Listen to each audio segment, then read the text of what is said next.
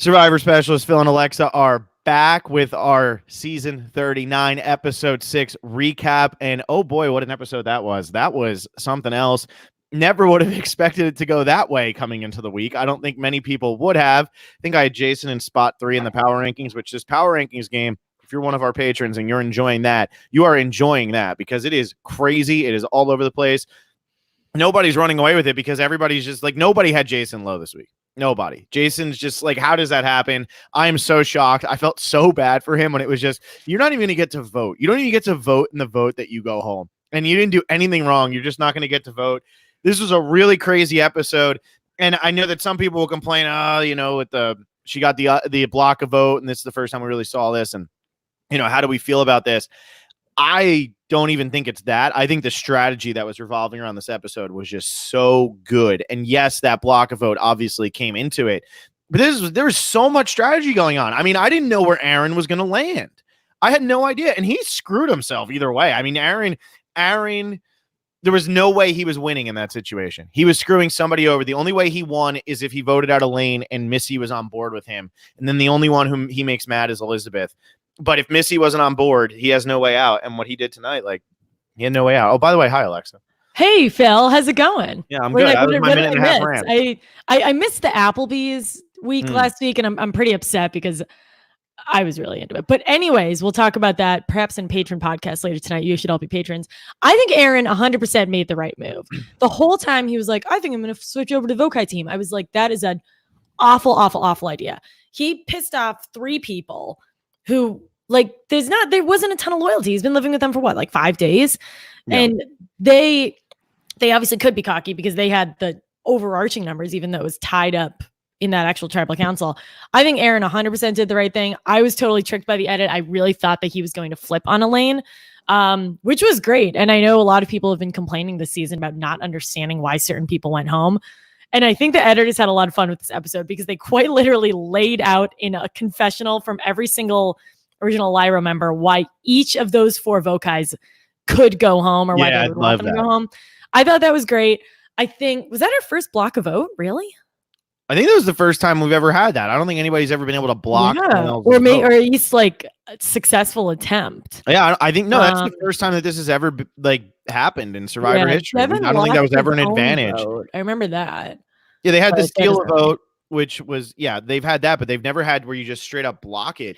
And of course, it worked out perfectly in this episode because the person who gets it, it's on a 4-4 split. Now, in this situation, because the producers do things ahead of time, this was planted here. And this was one, I've said this numerous times, the idol nullifier that only works on David versus Goliath. We saw, what was the other one? We talk about Edge of Extinction. Chris is only going to win. That's the only season that's going to happen on. Chris had to be that perfect in order for that to happen. And then this is not just this season that this would have worked, because production knew that it was going to be at Final 15 when this was going to happen. And this was going to possibly get into somebody's hands when there was a 4-4 split. And that's what they were hoping for, because the person who was going to be on the tribe that had the advantage in numbers, who had 8 people. And the block of vote after a swap, if it's a 4-4, which they got really lucky with, that block of vote was planted there so that it would have such a big impact in this initial vote. This is something that really would have never lasted long in the game, I don't think, because no matter what, it was going to the 8-person tribe. And that's planted beforehand because that is something that they talk about, and they've already determined when these advantages are going to come up. And I like the block of vote. I thought when Jeff was saying, everyone's leaning nose to the TV, watching it going down, that's exactly what I was doing. I love those kind of 4-4 split tribal councils. And we've had not exactly 4-4, but we've had a couple of those total deadlock tribal councils recently. There was Malcolm going home and Game Changers. It just makes it really, really intense. Wendy going home last season. Obviously, those were a little different because they were different tribes. But in a era of Survivor where loyalty is such a moving target, I really liked that everyone stuck to their guns at the end of it. And the original Lyra members had the advantage. And I liked Elaine playing it early. I didn't know if she was supposed to play it. I didn't really know when she was supposed to play it, but I like that she did it in the middle because it just spooked them. Like they had no idea what to do. But then I waffled because I thought Aaron was going to flip, and I thought she just totally screwed herself there. I thought she was going to go home like 6-1 after that. But I loved it. They just had no idea how to handle it. So I think doing it then instead of doing it at the end was a fantastic idea. I think they had to do it before they actually went up to vote, because you had to block the person's vote before they went to vote. Right. So you had to announce it. End of conversation rather than. Yeah, it's when Jeff says, like, it's time to vote, and then he's going to go point. That's when you're supposed to do it. She did it a little bit earlier. I mean, just the look on all of their faces when it was, oh my God, it's all over. It's just all, and there's nothing we can do. Crying. And one of the best shots that they had tonight was when Jason reached over to like fist bump Aaron, and Aaron was just sitting there with his hands in front of him and didn't do anything. That was such a tell. That was when I knew it was over, because before that there'd been, we're good, right? Yeah. Of course, we're good. They would have never shown us that. And then like Aaron would have probably fist bumped him had he was actually going to work with Jason and Tommy and all of them. What is weird about this though is I like Aaron's move. I think it's the right move. I think it's the move you have to make because you're so down in numbers, but this doesn't really do anything to benefit them. And now Aaron is the one who's screwed because they felt like they had Aaron. They really did feel like they were close with him. So he's just in a world of hurt here. He's still got no numbers. He's got Missy, but he probably just lost Tommy. That's what it feels like. I mean, because Tommy's one of Tommy's closest allies is now out of the game, and Jason. So, well, he has. I mean, he's got the numbers on his tribe, and I think for right now, yeah. But I'm talking when a merge hits. Yeah, that's my bad. I guess my not understanding why he would have switched to the Vokai group is he would have just been so on the bottom there. At least I think so. I know he had a good thing going with mostly Tommy, and it was Tommy and Jason, it seemed like. I don't know, in my head I was like, why would you go from a really good thing to the bottom of those guys? For what reason? I'm not really sure. I think unless you didn't think you were at the bottom. And as there have been a lot of big moves for the sake of making big moves this season, and I'm really glad that like someone made the logical correct move at this exact moment. Yeah, at this exact moment. He's gonna go home next week, and it's gonna be a whole thing. Well, I mean, and this season, it's just shown how unpredictable it can be. I mean, our last 3 boots are Chelsea, Tom, and Jason, and it's just back to back to back. And how many of them really deserved it? Here we go. None of them. And Jordan Mays makes a really good comment saying, and Aaron could say, "Tommy, I saved your butt from going home." That's a really good point, because all of them just were so freaked out. I mean, Lauren is crying. They're all just like eulogizing themselves after this. Like Tommy was like, every single one of them did that. And they were just so at the mercy of the Lyro group. Yeah. So as much as they're going to be really pissed off early on, but I think if Aaron sells it that way, I think it'll be good. Now, how funny would it have been though had Aaron actually voted for Elaine, and like they got all these votes coming, and then it's just Elaine as the last one? That would have been insane. I would have jumped through the roof. Not that I would have been excited that Elaine's gone. I'm not happy with either person going home tonight, whether it's Elaine or Jason, and we've been saying that a lot this season. It's a really good cast, so you're going to lose good players every time. And, you know, this just keeps going to the pre-merge rankings. Jason going there, I mean, that just brings this up even more because Jason was great. And it's tough that one of those two was going to go home. But I loved the tension at the end. It was going around from face to face to face to face to face, and you really didn't know who it was going to be because they played up Aaron enough to be somebody who would flip, despite the fact that it might not be the right move. And maybe a lot of people are making good points in the comments, so I want to give them their due credit. I think Jonah Presser said, Aaron lost all respect from the original Vokai. It was the right move, but he didn't have to lie to them over and over and over again. Yeah, I guess to play that out, if Aaron says, no, we're solid, then your two options are either you deadlock 4-4. This pre-merge group is so insane. You deadlock 4-4 and original Lyra still wins, or you're so deadlocked and then maybe the Vokais break up and come over. Yeah. So that's a really good point that he didn't have to really, really double and triple down on that. And kind of going back to the Vokais just like saying their last words, I thought they were really, I still thought Elaine was going home the whole time. So I was like, it had that feel. Are savage. Yeah, it really did have that feel though. I'm sitting there and I'm like, oh my God, they are playing her so hard. Aaron, you sick son of a, oh my God, you got her. Like, and I really thought it was going to happen. But you know, it is, I think this shows that the Lyro group did get along really well. They made the wrong move with Chelsea, and I will say that nonstop. But I think they did get along really well. And it wasn't that Missy and Aaron didn't like Elaine and Elizabeth. It was, we have no choice, and I'm not going to go home for Elaine's sake. And I think that's the right play. And once you get any type of advantage, like we saw Aaron get tonight, you have to do what Aaron did. Now, I think that he should probably have said to Tommy or somebody like, look, I want to work with you guys, but I need to worry about my game going forward. Tommy, I'm going to save you, or I'm going to do something. Go find a freaking idol, and maybe you can get Elaine out of here if you were that close with them. And I don't, obviously, I'm sitting here playing Monday morning quarterback so hard, and I would never do that to anybody. But I just think if you're trying to pretend you're so close with them, he was too confident. And yes, I'm with you. I'm with you. I'm with you. Yeah. Doesn't tell them. And now it's very apparent that they all knew that Elaine had that. So now Aaron has to do the damage control. Elaine and Elizabeth don't have to do any damage control. Missy doesn't have to do any damage control. It's only Aaron who has to do damage control. I think Missy did what Aaron should, quote unquote, should have done. I know like this all turned out well for Aaron, but yeah, we're Monday morning quarterbacking and we're not even playing. So Missy, when they told her she had the advantage, Missy had no reaction, like, and kind of to the point where I was like, oh crap, like be more excited because you're not showing, like, I thought Missy was going to flip too, but Missy like ditched that group enough that I don't think they're going to be super pissed at her. I mean, Lauren might be pissed at her. I think the two of them probably have a thing going because you saw them chatting at the water well, but Aaron was like deep in, I'm going to flip to you guys. And I think there was that wasn't super necessary unless it was a split second decision, which I'm sure it wasn't. Well, and which reaction was worse, Missy's reaction or Lauren's reaction, or not Lauren's reaction? Maybe it was just Elizabeth and Elaine's reaction when Lauren was like, so we're doing whatever. And like, they all just stared at her and it was just pure silence. And Lauren's just like, it was fantastic. Yeah, Lauren was like, so awkward.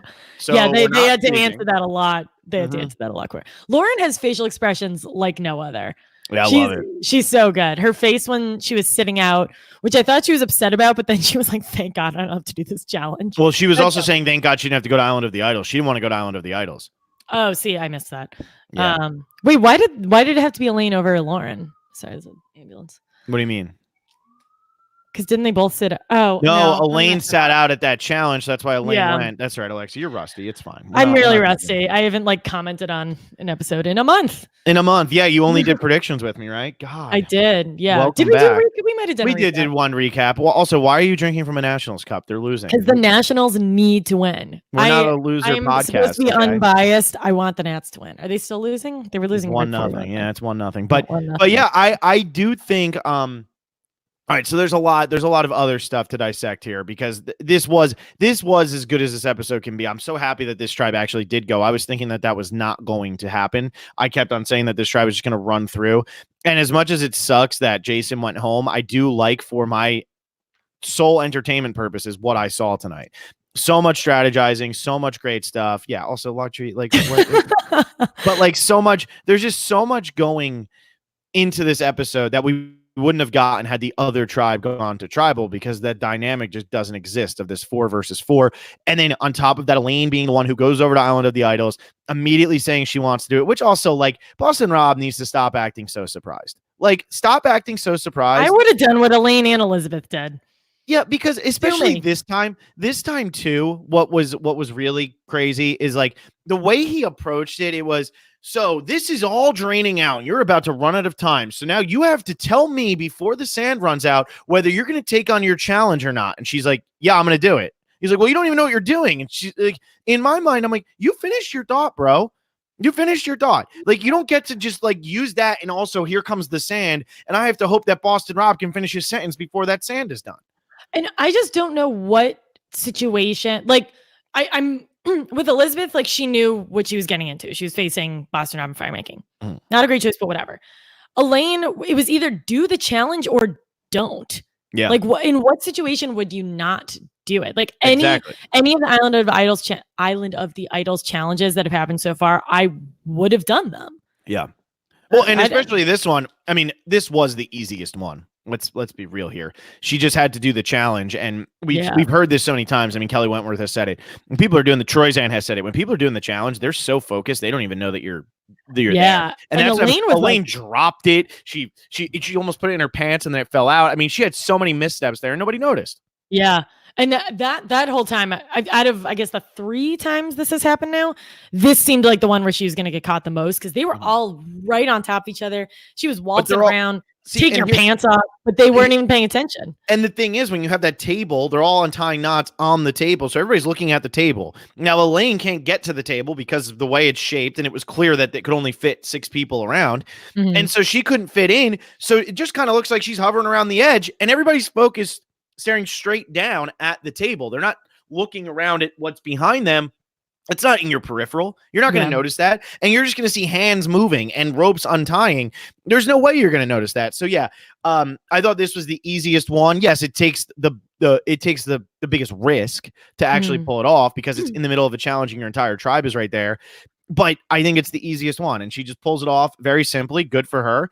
And she used it perfectly. And I love that. I forget who had the confessional. I think it might have been Missy, where it was she went from being our sacrifice to now being our hero. And she has no idea that that's what just happened. Yeah, it was great. I love idols and challenges. I get so much more entertainment out of that than walking around and finding one. Because it brings the thrill back of finding an idol. There's no thrill to finding an idol anymore. And I can't wait for the time when somebody's going to get caught. That's going to happen. Someone's going to get caught. It's going to happen for sure on a season very soon, I think. Like somebody is going to get caught looking for an idol because now you start to realize, now you know if you ever do a challenge where you're like purposely being kept in a cage, which is what this challenge was. You can't get out of that cage. There's a reason for it. It's because they want you confined so that somebody can find an idol. It's like you're all on top of it. So like you start to notice, like, what am I looking for here? What should I be looking for? Anytime there's a table, if you ever play Survivor, anybody, anytime there's a table and you don't have a clue to an immunity idol, be looking around for other people to be digging underneath that table because that's where they've always been hidden. They've always been hidden under tables. So if you see a table, be on alert. Even if it's a slide puzzle, just be on alert. Like what happened with Troy's hand. Always be looking. Never look away from that table. I don't care if you win. Don't look away. That's a good piece of advice, Phil. Good call. That's what I'm here for. And a great sassy Jeff moment. We haven't had one of those in a while. Elaine walking away saying, "But I wanted to play, Jeff." And he goes, "You were already sitting out." I know. I know. Wax her. I loved that. That was great. Yeah. I do have a problem though, and I've had this problem numerous times. I've had this problem in the past. Jeff ripping on Lyro for losing every challenge, but it's not the Lyro tribe. I know. It annoys me such so a purple much. And orange thing. We need like new tribe colors. It bothers me so much because he's like it's a totally different combo. Yeah, it's a totally different combo. They've only won one challenge the entire season. Okay, this group has actually won 0 challenges. Jeff, thank you very much. Like we need Courtney out there just be like, Jeffrey, that's wrong. You know, like come on, like. I don't know. That just always bothers me when he really leans into that because maybe my mom and dad sit there and go, "Oh, wow, they have only won 1 challenge." But anybody who actually watches Survivor is like, why is Jeff saying this? It's just kind of nonsense. Like we Dean and Karishma lose a lot. Yeah. That's like really what you boil it down to. Yeah. Oh, man. Jamal and Jack are so bad at challenges. They're just absolutely terrible. Notice how they've lost 1 challenge. Heaving those balls. I can't believe they had to sit in the cage and still shoot those. Those both challenges tonight were scary looking. Those looked really hard. Yeah. The what was the first? The first one. Yeah. Challenges this season overall have been fantastic. Yeah. The first one was where they were shooting the Astros are up 2-0. They were shooting the targets down with the thing, but you had to sit on top of the the raft thing. And Aaron was the one they were dragging around. That's tough, but but that had to be the shooter, and it made sense because he had so much strength that by the time they got there, he was just going to drill those targets. There was no way he was going to miss. Yeah. But I really liked the second one's concept. I really think it was pretty good, and I know that somebody we know had a hand in that challenge. They didn't do the whole thing, but I know they had a hand in it. So I'm just saying. I just yeah, I know. IJS, right? That's it. Wow. That's I think that's something that Carl says. I didn't know what IJS. He said that once and I had to Google it because I'm not a millennial. No, not like Carl is. Carl texts Davey all the time. So all right. So first challenge, they win the chickens, to which someone, it was either Dan or Tommy, immediately asked which one's the rooster and which one's the hen, which I originally thought was silly, but then found myself Googling what does a rooster look like versus what does a hen look like. And so the rooster have the rooster has the rooster's got like the rooster's pretty much like the bigger, stronger, hotter version of the hen. Yeah. Yes. Yeah. Because men are bigger, stronger, and hotter. That's exactly. It makes perfect sense. And then also, I texted Phil this, but the running joke of just Dan touching things in ways he shouldn't. It's not funny. Not restricted to just human. It's just like wild. Yeah, I know. That poor chicken is just like flopping around. I mean, also, that was like a pretty graphic chicken murder tonight that we got. Oh my God, Tommy and Jason's reactions? Yeah, you just watched a chicken get its head chopped off. I mean, it must have been butchered because it like the camera lingered on them. Oh yeah, and they looked Tommy's face was disturbed. Yeah, that was great. Not great, but I mean, like it was awesome. I love it. So I don't know. I love the chicken reward. You know what I love about this chicken reward, Alexa? You ready? I'm ready. I'm listening. That no one cares that they got the chickens. But they got Applebee's last week. No, but what I'm saying is, I mean, like they're gonna eat them, and we don't have to deal with this freaking storyline of save the chickens, because we see that every season. I'm so happy it's not on this season. Just murder them. We got way too much of it in Edge of Extinction, and like it's Survivor. Eat the damn chickens. I will always wave my finger in your damn face. Eat the chickens. My only thing with eating the chickens immediately, and I think they probably have a couple, is eggs. Mm-hmm. So maybe you keep one hen alive. But I'm just glad that we're not getting the storyline of thing. Oh, I don't know. We can't kill the chicken. We can't do that, because like that no longer like appeals to me. Not that it really ever was something that appealed to me, because the way I look at it is, if you're playing Survivor, like you're gonna eat things that are alive.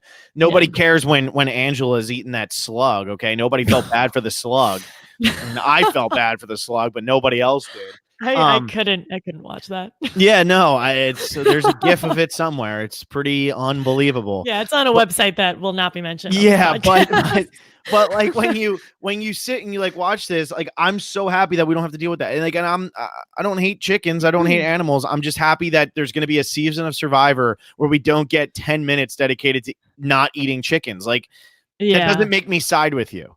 And I think also, I mean, there's probably so many side conversations. I mean, all the camp. Ty was cute. Oh, yeah. I mean, that was great because Ty made him like a pet. He didn't make the chicken a martyr. He made it, and it was part of the joke throughout the season. I mean, Julia and Jason sitting on that bench saying, "As soon as he's gone, we eat Mark." Like, that's fantastic. It's so funny. Like, but Wendy's was literally just, "I don't eat chicken." Well, she did, but she.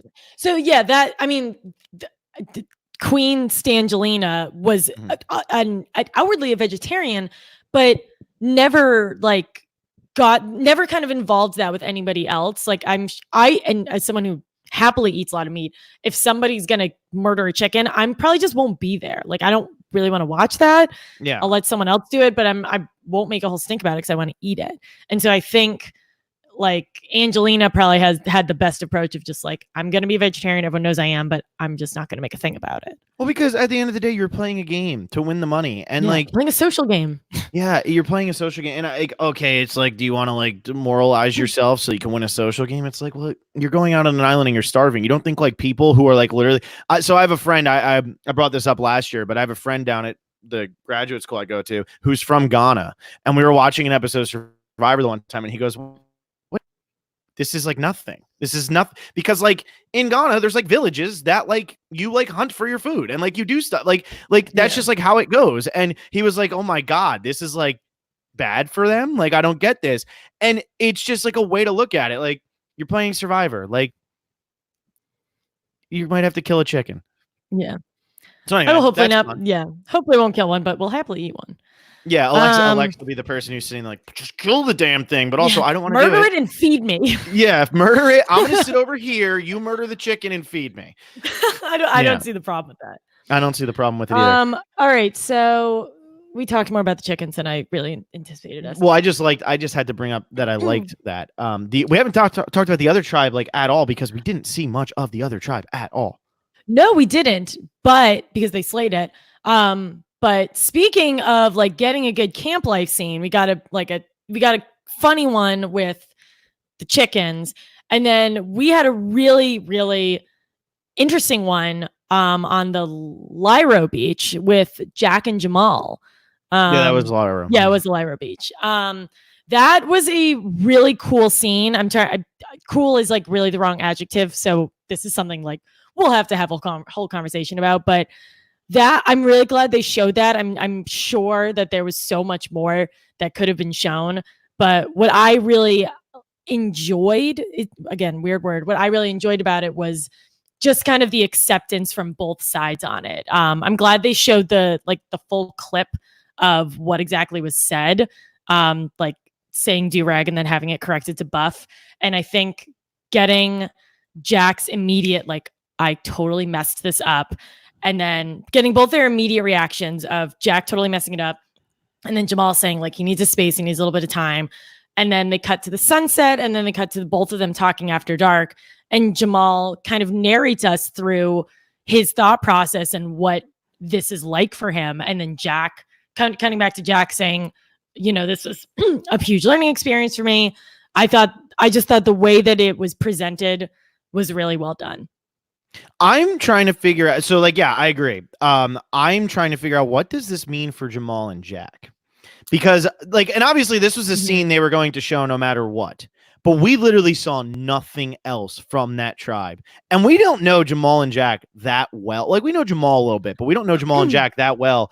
And like, it even came out in this conversation where it was, this is my closest ally. This is somebody that I really like, and all of that.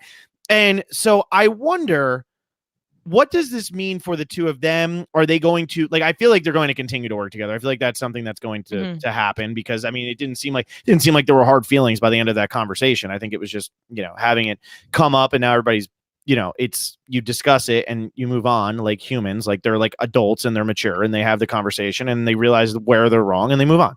And so I think like it was like an interesting scene. My question is, what does this mean for Jamal and Jack, Alexa? Like, what does it mean? I think they're still pretty tight. I think I freaking forgot that they were in the power trio of them and Molly, because that was not a thing in a million years ago.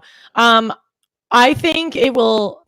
I don't know if, it'll probably bring them closer, like from a personal standpoint, but I don't think they're going to quote unquote break up, because I think in terms of the way that Lyra's currently laid out, why would they ditch each other, especially after seeing that Jason's gone? Like, why would they go after each other now? And I think Karishma and Dean provide enough like kind of ammo to get rid of them. And Nora is literally trying to get everybody to flip. I mean, Alexa, I thought you were going to be coming back to do a recap on the Nora boot episode. I would have quit. No, Nora, the first note I took, her idea wasn't that crazy. That was good. You are brainwashed. You are brainwashed by Nora. I know I'm crazy for her. And I know I also really like Jamal. So this is, my two biases just fighting. But Jamal is like, he carries himself so well. Like, he is a leader. He, like, the scene with him and Kelly dancing was so amazing. Awesome.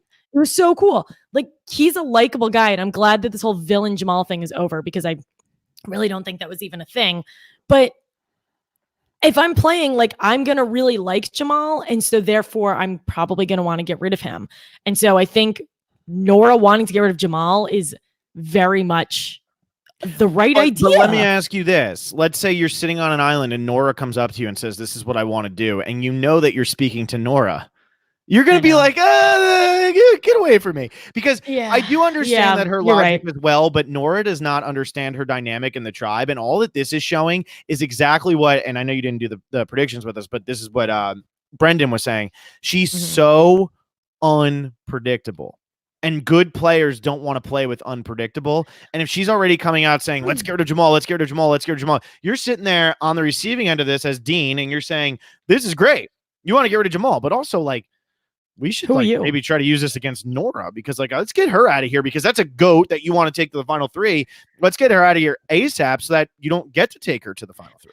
Yeah, you're right. I think I guess, like, in my mind, if those exact words were coming out of anybody else's mouth, everyone else would have been like, oh my God, we need to get rid of Jamal because he said this and that. Yeah. But because it came out of Nora's mouth, everyone was like, she's psycho, which she's just crazy. It's not that she's not crazy. Like, the two things can happen together.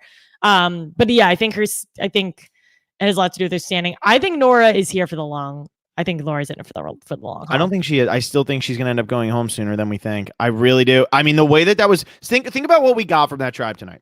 Think about this. You get Nora doing that and talking to Dean.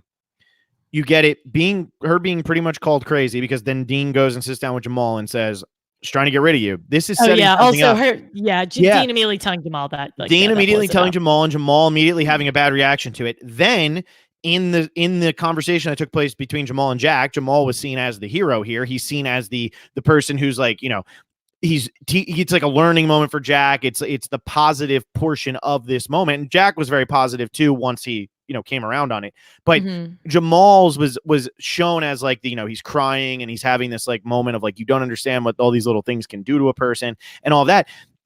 But nothing, they didn't go to tribal. So what we saw tonight was we saw Nora throw Jamal's name under the bus to Dean tell Jamal, and Jamal get a really positive edit. What that tells me is they're setting up Nora to go home the next time that this tribe goes to tribal council, because Jamal's going to trust Dean more than he's going to trust Nora. Yeah. I don't think this is over between the Vokais and Lyros. I think Lyro actually has a chance to come back a little bit here. I know. I like how Alexa can't even just pay attention to me making great points because she's so distracted by World Series Game 7. If you're going to slander my girl Nora, then the Nationals need. You're just going to zone out. You bring up that's a very good point. Yeah, I think if they go to tribal council, it's probably between Nora and Karishma at that point. But we don't know where anyone stand. I mean, yeah, because Dean and Kelly have that thing going on too. Yeah, they have this like mutual friend, which is great. And by winning this first one, you know that a swap is probably coming. Like, you know, or the merge. You know the merge is coming at final 13. How many people are left? 7 and 7. You're at 14, so you probably think this is your last vote out, and then it's the merge.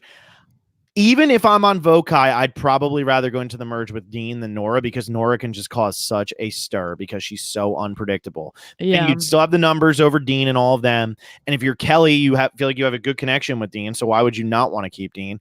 So yeah, I mean, that's just. So if Nora makes it to the merge and I'm Lyro, she's a number. I feel like she doesn't really care about the Vokais. And I don't think she's a number for anybody, though. I think she's too unpredictable. Yeah. Well, now that she lost Jason, now she's a totally like free agent. Yeah, because Jason was kind of her guy, which is so sad for Jason. Jason overcomes the Nora curse and then gets voted out voted out. I know, she's gonna be so sad when he goes home.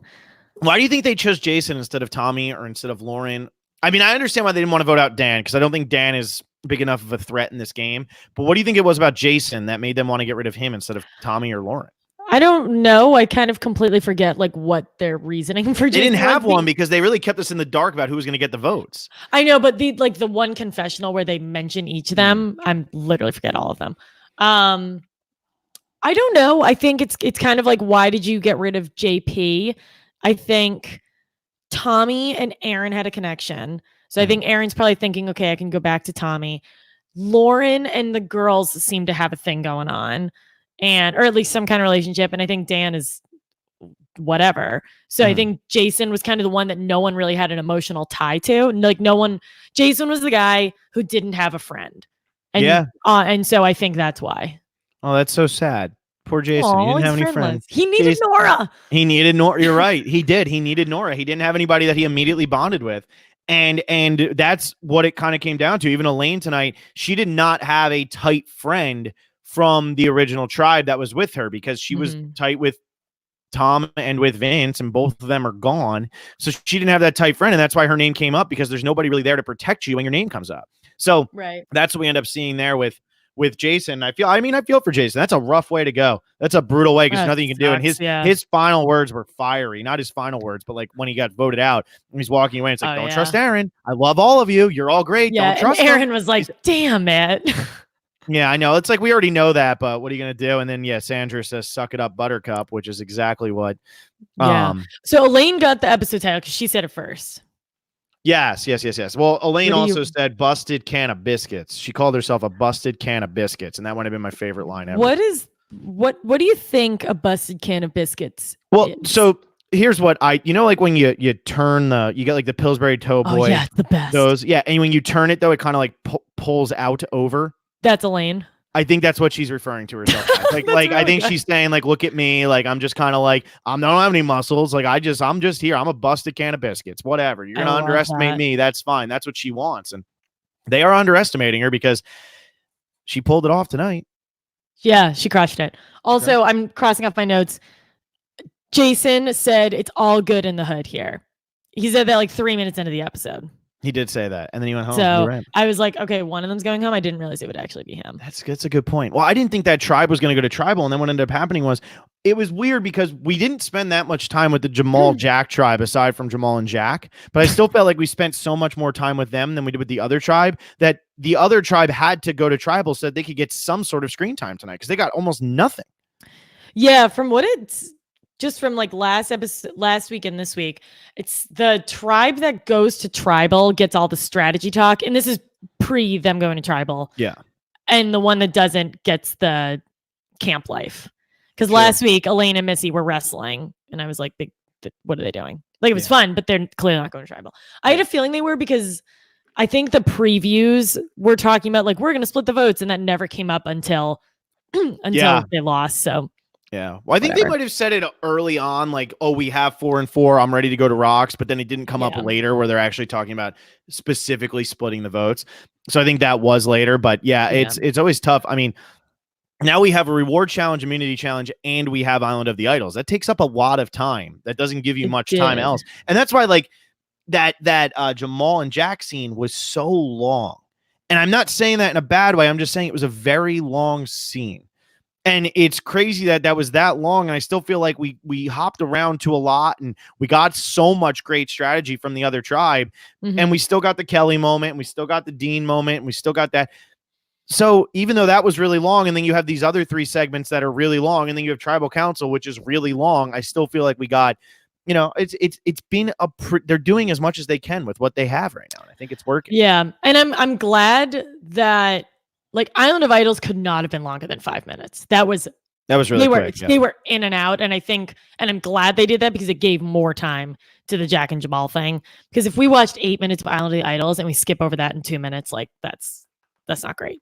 Yeah, well, Island of the Idols, though, did you notice that Sandra doesn't do like any confessionals anymore? Like, I'm tired of hearing Boston Rob. Where's Sandra? Yeah, it's kind of like I wish they would just lean, and I know they can't like go back and do this, but it should have just been Boston Rob who was there. Yeah. And as somebody who loves Sandra, like I'm wanting her, but I feel like she's so secondary. I don't know if like she wants that. Like in all the preseason stuff, it's abundantly clear that they wanted Rob and then Sandra came with. But did you ever notice, like on all of Sandra's seasons, on the 2 seasons she won, she's secondary. And I know that people are going to hate me for saying that, but on Sandra's 2 seasons that she's won, she's like she's barely in the second. She's barely in Heroes versus Villains until the merge. Yeah, I mean, she doesn't do anything pre-merge. She's great. I mean, she's got nothing on the Island of the Idols segments, but she does do more in the confessional. She's hilarious in that. Yeah, she's so good in that. Like. You should leave Rob there and just put Sandra in there. But their interaction's good. Well, because that's what more of their personalities is. I mean, Sandra was always good in the moment. That's what we fell in love with her for, was her little in the moment quips, the things that were ridiculous. And Boston Rob was always more of confessionals, where he would just like he would have these well thought out confessionals. Now, like, why are we hearing about them building the shelter? Why do I care? I don't know. I don't know why I care about that. It's like, what are you guys doing there? And also, they had a whole week without anybody. So you're gonna tell me Boston Rob's just over there like doing this like in his spare time? Like, there's no like crew out there at all helping him build like a ladder and stuff. It's just I don't know. I bet he's doing it. I don't know.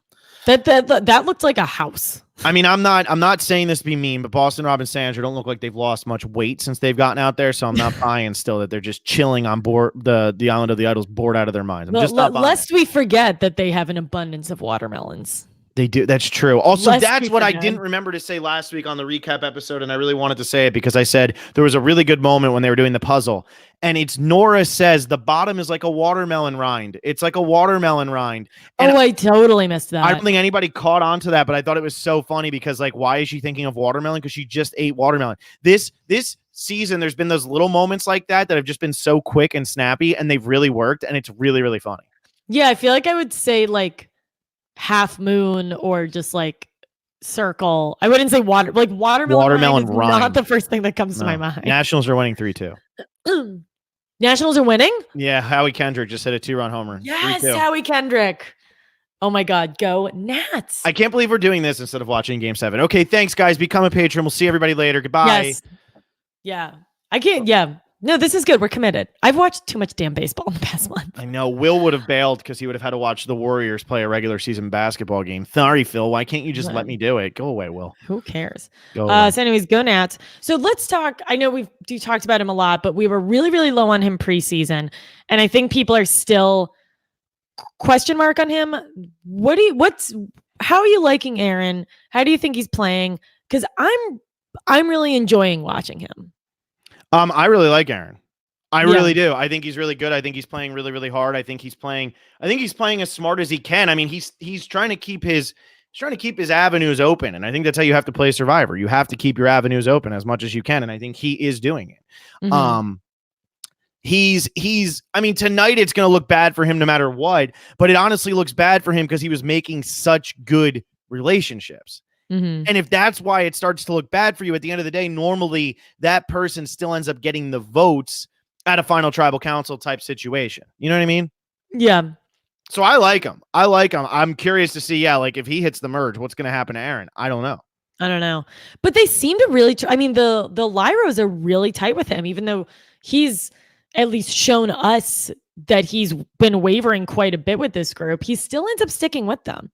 And I'm liking him. I think a lot of people subconsciously weren't really feeling him at the beginning because he's so different from the rest of this group. But I find him very refreshing. Bigger, muscular guy. He's on the wrong side of the numbers. It's like a weird situation where in the first tribal, the first thing we see from him is him being wrong and us being like, oh, well, I don't know how I feel about this guy. I've really turned on him. I think he's really good. I still think he has a chance to win the game. I think he's playing really well. So yeah, I like Aaron. I like where Aaron's at. So I don't know. I'm a fan of it. Who would you give MVP to for this week? Well, let me see who's on my team first. Oh, yeah. Oh, did I lose somebody tonight? Did I have Can you tell me? Oh, also is the eliminator game between me and Vaughn. That's it. And he picked Elizabeth this week. He did text me and tell me he took Elizabeth. So okay. Who the freak is who's on my team? I mean, I think it's an easy Elaine. Mm-hmm. I think she picks the challenge, she gets the challenge. She gets 3 votes, but they're all very expected. And she doesn't lose Aaron. Like I think we were expecting that to happen. Yeah. Just looking to confirm if she's on my You have Jason on your team who just went home. So you're down to 3 people already. You're getting down there with Team Carl to see how many players you have left. That's you have 3, great. He's got 2. No, that's not great at all. Yeah. I mean, especially since you have Dean. Jamal had a really good episode. You know, it's tough. My girl Elizabeth. Loving her. I feel like it's tough with Elaine because it was all so circumstantial. She just happened to be the one they chose to sit out. It happened to be the week that person goes to Island of the Idols. Yeah, but that's the case with everybody. Yeah, no, I get that, but I'm saying like it came from. I don't know. It came from her literally going to Island of the Idols. That's where I think like all her MVP came from. So I don't know if I feel like she should be MVP for that. Although she did make the right move. I honestly think Aaron might have a good argument at being MVP because he ended up making what I think is the right decision here. And he wasn't the one who ended up having the I don't know, what do you call it? The block of vote. Block of vote. Yeah. I think it could be Aaron. You know, I could hop on my Elizabeth train because she helped Elaine. But, you know, that's just me being a stan. Yeah, I think Elaine, the only reason I'm iffy on Aaron is he's going to come back with people pissed off and Elaine is not.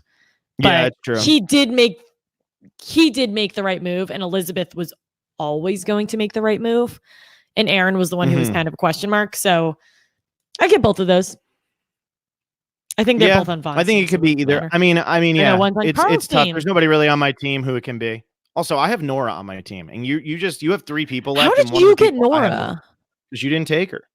Why did I let you do? I took freaking Dean instead of Nora. I know. Damn it. So dumb. Oh, so dumb. I know. Well, don't worry. I took Elizabeth first, which was always the right move. Always the right move. Yeah, exactly. You took Elizabeth first. I took Tommy first. Tommy didn't have a confessional tonight, which I thought was interesting, considering his name seemed like it was going to come up. He did not have a confessional tonight, and that was a bit shocking to me. Yeah, no Tommy, no. Well, obviously, I mean, like no Karishma, which a lot of the bigger characters from this season didn't get much tonight. Yeah, I'm kind of glad Karishma had a cool down episode because as somebody who lives on Survivor Reddit, everyone has just been like up her butt. Like obviously it seems like mostly negative, but I think positive and negative. But I'm glad she had a cool down episode because I think she's going to hit like a big growth arc, and I'm kind of sick of everybody just complaining about her. So I'm happy about that. It's weird, like when a lot of your big characters all get cooldown episodes the same episode at the same time. It's really weird, and I wonder if that's like a thing because Kelly kind of had a cooldown episode. Tommy had a cooldown episode. A lot of the bigger characters, and sometimes that just kind of means like this might have been like a one-off thing. It just happened to be this is the best content for this week, but maybe these players aren't necessarily going to win. It's what content was needed. I mean, even Missy didn't have that big of an episode, despite being a huge part of it. So yeah, Missy's a stone cold killer. She just like her reaction or lack thereof when they told her that Elaine had that block a vote was, I would have been very scared if I was Elaine or Elizabeth. I know they know her significantly better than I do. But if I saw that reaction, I would have been like, Missy's not on my team. She's not playing with me. Yeah. So I don't know. Yeah. I don't know. What else we got? I don't know. I feel like we went through this so quickly. I know we always go through it so quickly because we just cover it. Well, I mean, for as big of moments as there were in this episode, it was like 4 moments. There were like 4 things that happened in this episode. Yeah. And so much of it revolved around just that 4-4 split. There's not really much else to talk about, I don't feel like. Yeah. What was in the preview? Like nothing. Oh, really. I didn't actually watch the preview because I was at work and I wanted to leave before my boss asked me to do something else. Love that. I feel like something happened with Krishma. But I don't know. She didn't really have much tonight. Oh, see, so I didn't look at that. I don't know. Yeah. All right. Well, someone tell us what went down there. So we're going to be back with I'm officially back for good now that baseball season's over in like whichever way you want to look at it. Yeah. No, get excited. Robert did a wonderful job. He's actually filling in for Phil next week. Next Wednesday. Next Wednesday. So this Sunday, we are going to be joined. We're very excited. A little bit late for you East Coasters at 8 p.m. Pacific, 11 p.m. Eastern time. We are going to be joined by Lauren O'Connell from Survivor Edge of Extinction for our episode 7 predictions power ranking. We're super excited to have her. I think she's excited that it's only going to be the 3 of us instead of a squad of like 6 people because usually when Lauren's on, we have a ton of people with her. So it's going to be her show and we're super excited. And then that'll be fun. Yeah, and then next week it's going to be me and Robert. So if you guys were sick have fun with that, everybody. It's going to be great. And then after that, Alexa and I can do all the recaps together. Yeah, we're finally going to be back to normal for a little bit. So enjoy that. So right after this, for those of you who are not patrons, for those of you who are $10 patrons, we're really coming down to the last day of the month here. But we're recording our retrospective podcast, which was originally going to be the 10 scariest moments in Survivor because it is Halloween tomorrow. Oh my God, Phil, we didn't wear Halloween stuff. Oh my God, we blew it. Oh my God. Do I have a funny hat? That was like our best podcast. We blew it, Alexa. We blew it. Damn it. Okay, well, tomorrow we're going to dress up because it's Halloween. But tonight, instead of top 10 scariest moments, Phil had the great idea to do the top 5 tricks of Survivor and the top 5 treats. You can all guess what my number 1 treat is without me even having to say it. So I am very excited. I have no idea. But yeah, if you guys want to listen to us speak goofballs, become a $10 patron or become a $20 patron. For $5 patrons, we've been doing monthly Q&As. For our $1 patrons, you can join our Facebook group. We're close to like 72 or 73, and we want to do something super exciting if we hit 100. So if you guys are on the fence, try to ask some other patrons because people who are patrons seem really happy. And if you're not also, happy, the Wilgul room is for 5, 10, and 20. Alexa. Yeah, I know you've never actually stepped into the Wilgul room, but I just feel like I don't know. I feel like the name is. I don't know. I feel like we got to change the name. I feel like we make it a cease and desist for that one. I know. Well, Will really wants. I love Will because Will wants to push it, but Will also is the one. Shell. No, she's a snack. Yeah, and when you have a snack, you're treating yourself. But I don't know. Will likes to push that because he can't face the repercussions, and he'll call me a baby. And then you'll ask Will to do one thing, and like he has to ask somebody permission. He just clams up. He just becomes the biggest baby of all time. So he talks a big game and then doesn't actually follow through. So love that. But he is there, and we'll be doing something this weekend. He was texting me throughout the episode. I know he was pumped about this one. He thought it was really, really good. So I'll actually make a Facebook thread. I don't know when Will and I are actually going to record it, but I'll actually make a Facebook thread so that you guys could actually ask questions, because last week I made it like an hour before we did it. So there you go, Alexa. You could be Steph. I guess you're Patrick Bolton in that situation. Someone once a while ago said that I looked like Stephanie Valencia, which is fine. Yeah. She's pretty attractive. But it's just so random, and I'm probably a foot taller than her. And Phil's gonna be Patrick Bolton. You should be Tommy. And I'm about a foot shorter than him. I know. Why do I have to be Patrick? I don't know. You should be Tommy. All right, Alexa. All right, what I else think do we have? it. Did we forget anything? I don't think so. I already gave the whole patron spiel. So make sure to follow us on Twitter, Instagram, and like us on Facebook. We're at little over 6,000 subscribers on YouTube, which is super exciting. Download us, give us 5 stars on iTunes and Spotify. And yeah, we'll be back this Sunday at 8 p.m. Pacific, 11 p.m. Eastern with Lauren O'Connell. We're super excited about that.